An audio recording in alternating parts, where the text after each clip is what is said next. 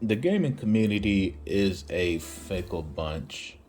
We're talking about a community that 1 minute is against crunch, pro developers, this, and that.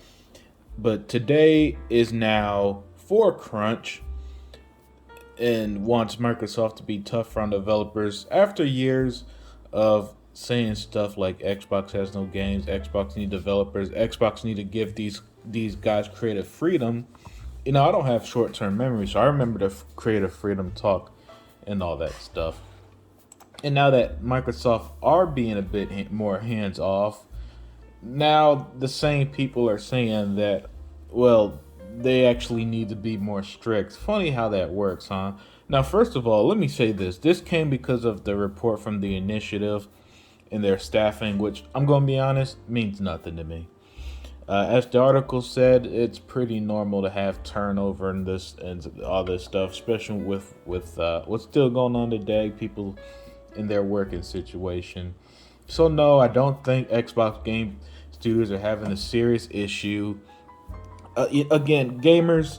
This is what annoys me about gaming and gamers these days is that everybody have short term memory and they just react to what happened now as if as if Xbox didn't just have a hell of a 2021, as if January they didn't just purchase Activision, February they had Crossfire, tomorrow Tunic comes out, and you might be thinking, well, they're technically not first party studio games. Yeah, sure, okay, but they've also got over a dozen of games announcing in the works. Some we're going to see this year, like Redfall and Starfield, right? And most likely Forza Motorsport 8 and all that stuff.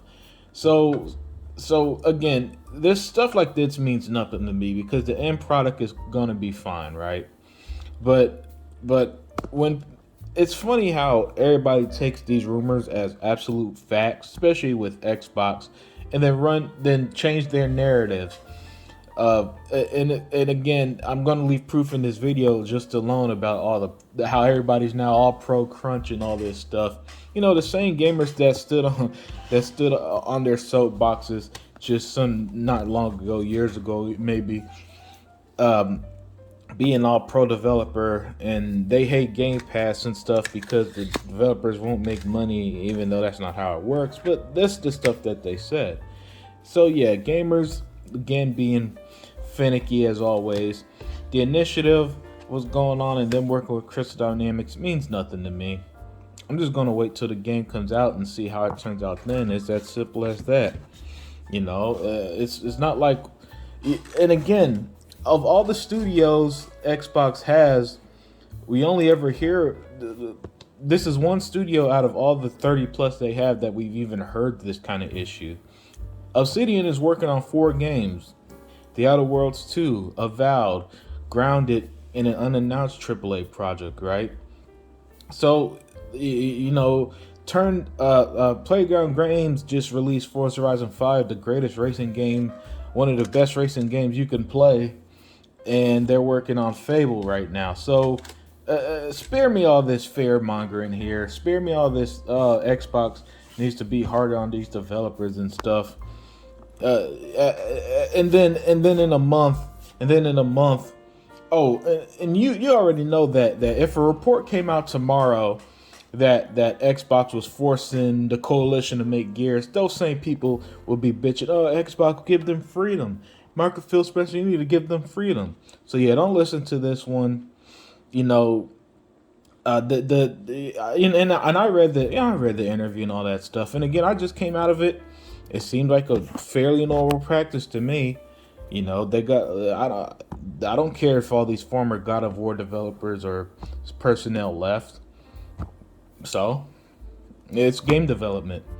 All and then not only that, when Sony did it, nobody said a word. Just like how nobody's saying a word with Sony's sexual harassment lawsuit. So yeah, spare me this nonsense on this one. I'm not falling for it. I'm always going to take the more practical route on something like this. Just wait for the game to come out.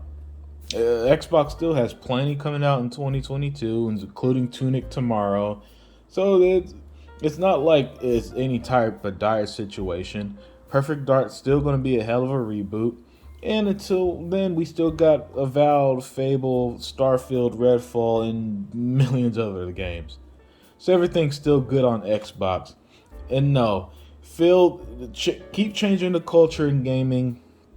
Let these expensive ass games, let them do their thing on these big AAA games, so they come out very well, and they're games that we enjoy. And with that, I'm out.